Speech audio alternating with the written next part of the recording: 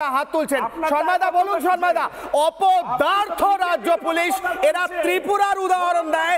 নিজের রাজ্য পুলিশ তথা পুলিশ মন্ত্রী অপদার্থ, সেটা ঢাকতে গিয়ে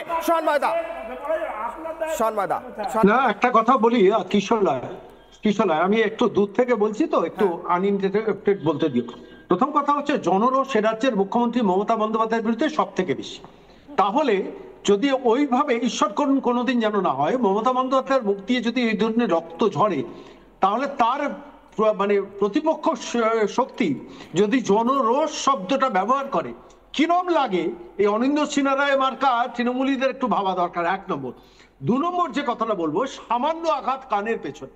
আচ্ছা, তোমরাই এখন কিশোরে দেখাচ্ছ, আমি দেখছিলাম যে সেখানে নাকের চোয়ালের পাশে, নাকের পাশে চোয়ালটা ভেঙেছে, তার এক্সরে রিপোর্টটা ভাইরাল হয়েছে, তোমরাও দেখাচ্ছ। আচ্ছা, প্রশ্ন বলো তো, যে একজন রাজ্যের মুখ্যমন্ত্রী 1.5 মিনিট আইসিসিউর ভেতরে থেকে বেরিয়ে এসে প্রকাশ্যে অন ক্যামেরা মিথ্যে কথা বলছেন যে কানের পাশে লেগেছে, অথচ সারা দুনিয়া দেখছে যে সামনে লেগেছে এবং এখানে চিড় খেয়েছে। 6 সপ্তাহ তাকে রেস্টে থাকতে হবে, ট্র্যাকশন দিতে হবে, মেডিসিনের ট্রিটমেন্ট হতে পারে। একজন রাজ্যের পুলিশ মন্ত্রী, মুখ্যমন্ত্রী যদি এই মিথ্যে কথা বলেন, তাহলে সেখানেই তো লুকিয়ে রয়েছে যে অপরাধীদের আড়াল করার আসল ঘটনাটা। এবার আমি তৃতীয়টা বলবো, যে গোষ্ঠী দ্বন্দ্বের ইঙ্গিত রাজ্যের মুখ্যমন্ত্রী বলেছেন, মমতা বন্দ্যোপাধ্যায় বলেছেন গোষ্ঠী দ্বন্দ্বের ইঙ্গিত। আচ্ছা কিশোর, একটা কথা বলতো তো, গোষ্ঠী দ্বন্দ্বের ইঙ্গিত হলে তো রাজ্যের মুখ্যমন্ত্রীর হাতে সব থেকে বেশি পাওয়ার রয়েছে, যে ইমিডিয়েটলি তার যে গোষ্ঠী দ্বন্দ্বের জন্য তিনি মার খেয়েছেন, তাহলে তাদের গ্রেফতার করাটা ইমিডিয়েটলি।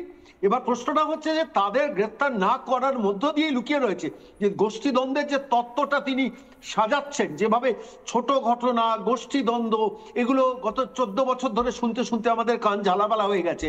ফলত আলটিমেটলি গোষ্ঠী দ্বন্দ্ব হয়ে থাকলে তার গ্রেফতার করার অনেক বেশি সুযোগ ছিল।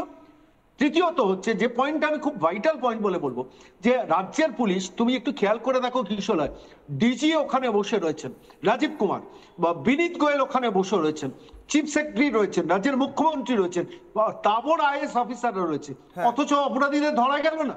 আসলে ইন্টেনশন অফ দ্য গভর্নমেন্ট উনি লেলিয়েছেন। আমি বলছি মমতা বন্দ্যোপাধ্যায় নিজে ইশারা দিয়েই লেলিয়েছেন, যার জন্য উনি গ্রেফতার করতে পারছেন না। আজকে যাদের গ্রেফতার করা হবে, তারা যদি এবার স্বীকারোক্তি দিয়ে দেয় পুলিশের সামনে যে আমার ওপরতলা থেকে নির্দেশটা এসেছিল, উদয়নের কাছ থেকে নির্দেশটা এসেছিল, তাহলে তো বিপদে তিনিই পড়বেন।